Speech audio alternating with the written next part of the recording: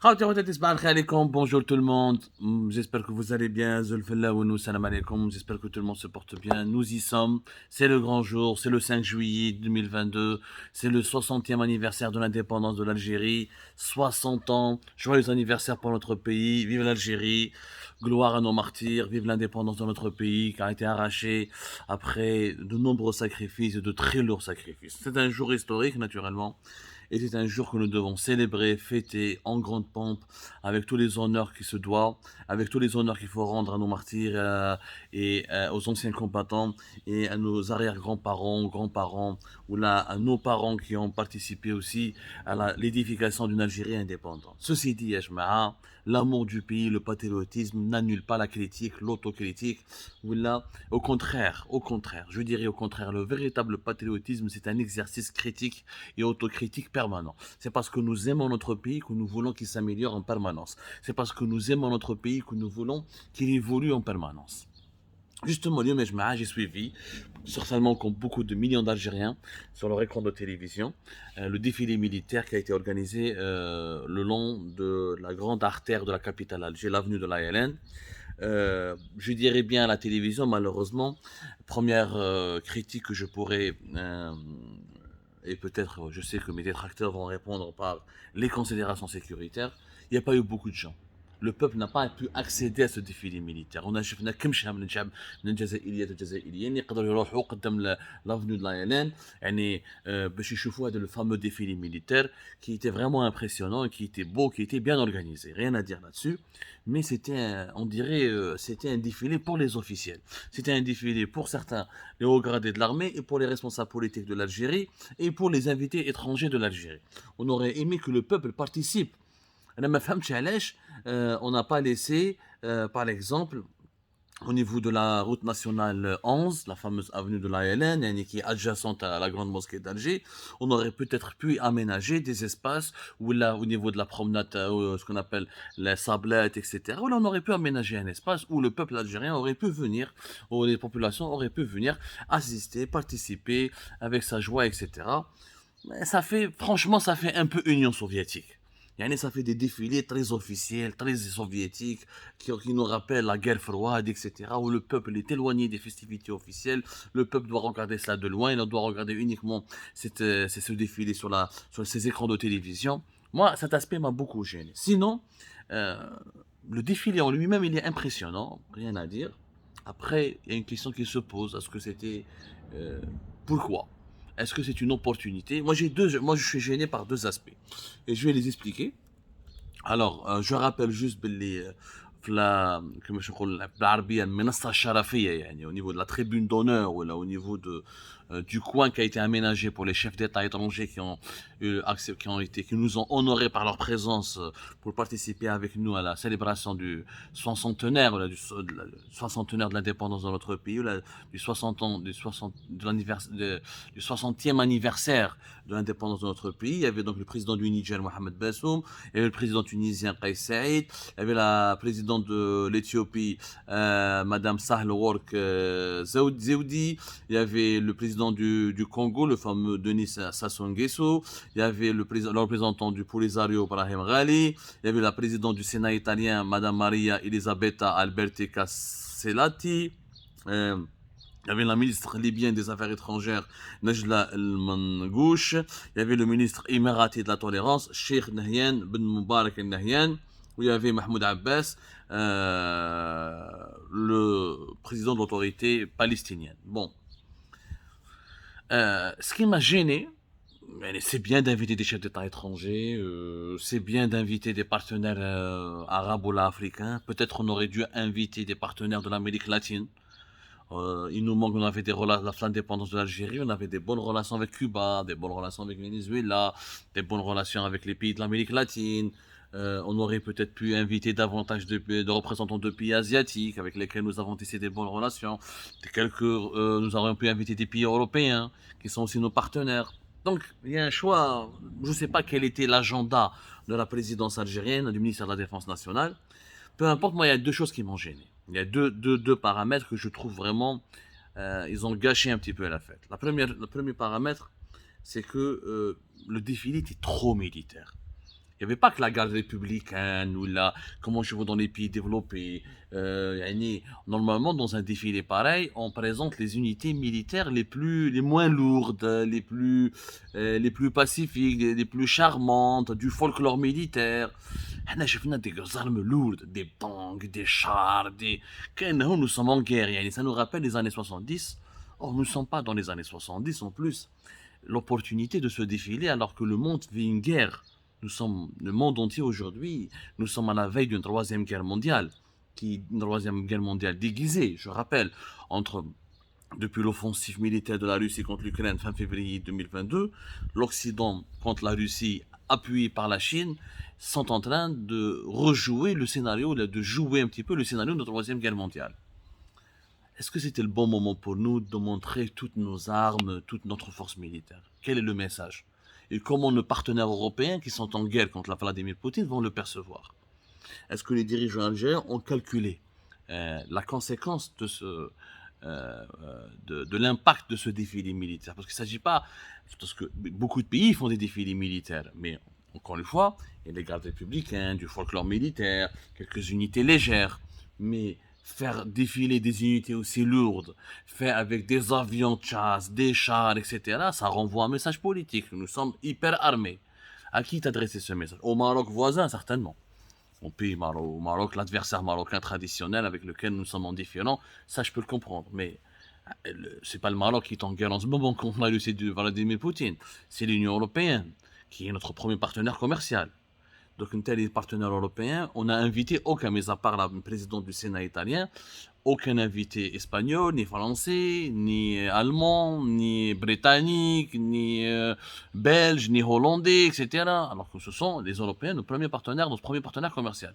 Comment ils vont percevoir le défilé militaire? Hadi, on va prochainement, tout à l'heure dans une autre émission pour approfondir l'analyse. Maintenant, ce qui m'a gêné fortement, je pense que ça a gêné beaucoup d'Algériennes et d'Algériens, c'est que nous avons excessivement mis en valeur uniquement l'armée et les réalisations de l'armée pour cet anniversaire du 60 ans, pour les 60 ans d'indépendance de notre pays. Et on n'a pas que l'armée dans notre pays. Je vais vous donner d'autres réalisations avec lesquelles que nous aurions pu, à travers lesquelles nous aurions pu célébrer l'indépendance de ce 60 ans, cet anniversaire des 60 ans d'indépendance de notre pays, le soixantenaire de l'indépendance de notre pays, avec beaucoup de fierté.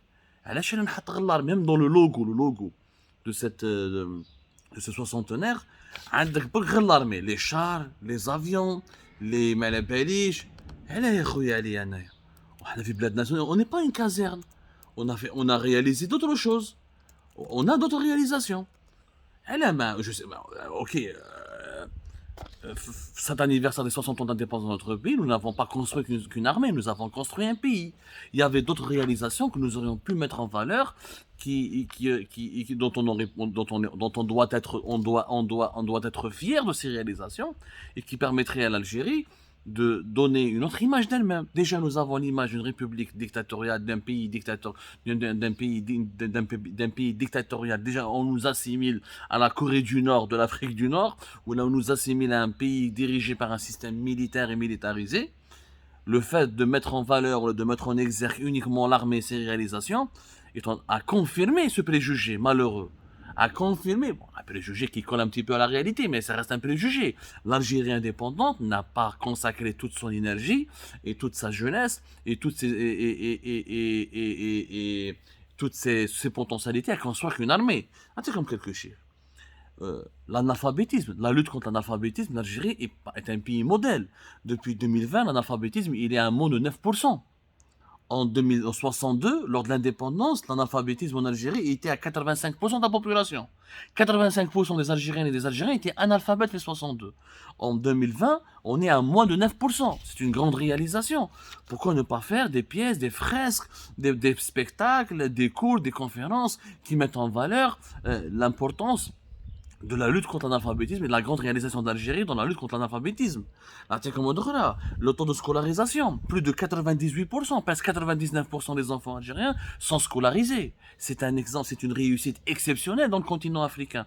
Très peu de pays africains ont des taux de scolarisation aussi élevés, y compris chez nos voisins. y compris chez nos voisins au Maghreb. L'analphabétisme, il est très faible en Algérie par rapport à l'Égypte, par rapport au Maroc, la Mauritanie, les Soudan, les autres pays africains. C'est des réalisations, normalement, qu'il faut promouvoir. Il faut communiquer là-dessus. هذه l'Algérie indépendante, ماشي غير l'armée ou les chars ou les avions ou je sais pas quoi. L'espérance de vie. En 1962, l'espérance de vie des Algériens était de 47 ans. Aujourd'hui, depuis 2020, elle est à 78 ans. Et nous avons gagné, notre population fait maintenant arrive à vivre 2 fois plus par rapport à l'indépendance. C'est un atout. C'est un véritable atout. C'est une grande réalisation. Le taux d'électrification du pays, il est à 98%. Le territoire national, 98% du territoire national est raccordé à l'électricité. 70% de la population algérienne, elle est urbanisée. Alors qu'avant, il n'y avait que 30%, 62%. Au contraire, c'était 70% de la population algérienne qui était dans la campagne, qui était ruralisée. Où, durant les 20 dernières années, nous avons construit 3 millions de logements. C'est hyper important. Rare des pays africains ou des pays arabes qui ont fait autant de réalisations que l'Algérie. Je suis un opposant, nous avons réalisé de belles choses. Il n'y a pas eu que de mauvaises choses, Yajma'a. Il n'y a pas eu que de mauvaises choses. Mais il fallait les montrer.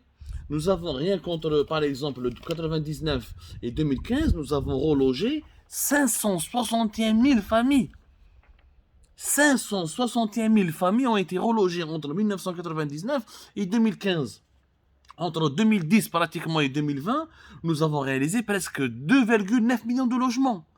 C'est quand même important. C'est quand même une réalisation importante, يا جماعة. هادو كاع en une décennie. On parle d'un chiffre de 8 millions de logements réalisés depuis l'indépendance du pays. J'ai du mal à confirmer ce chiffre, donc je ne vous donne que les chiffres que j'ai pu confirmer au cours de nos investigations. Mais quand même, nous avons sorti notre peuple qui vivait un système d'apartheid, qui était dans l'extrême précarité, l'extrême pauvreté, l'extrême dénuement, l'extrême misère sociale, l'extrême ignorance, l'extrême analphabétisme. Nous avons construit un véritable modèle social algérien. Il y a eu beaucoup d'avancées, beaucoup d'améliorations dans les conditions de vie. Le gaz de ville, qui est un luxe pour la majorité écrasante des pays africains, y compris de certains pays arabes. L'Algérien, 65% des foyers algériens ont un gaz de ville. Et c'est quand même important, Yajma. C'est quand même important, là, entre 63 et 65%. C'est quand même, c'est des chiffres qui doivent nous rendre fiers. هادو هما les réalisations qu'il fallait mettre en exergue. هادو هما qu'il fallait mettre en évidence, en relief. ما كاينش غير l'armée في البلاد. تا كدير لي ان لوغو تاع لي 60 de l'indépendance du pays, تحط لي فيه غير l'armée. علاش؟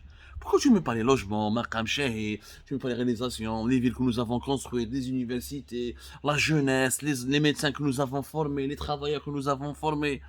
Il y a eu des bonnes choses dans notre pays. Il y en a marre, c'est vraiment dommage de réduire tout ce que l'Algérie a réalisé uniquement aux réalisations militaires, ou uniquement à la sphère militaire, ou à la sphère de la défense nationale. Nous ne sommes pas une caserne. L'Algérie n'est pas une caserne géante à ciel ouvert.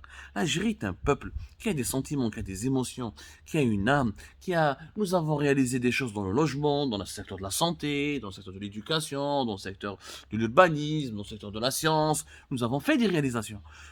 Peut-être nous n'avons pas exploité l'intégralité de nos potentialités. On aurait certainement pu faire mieux grâce aux richesses de notre sous-sol. Mais nous avons fait des choses quand même. Et l'Algérie est un pays beaucoup moins pauvre, beaucoup moins misérable.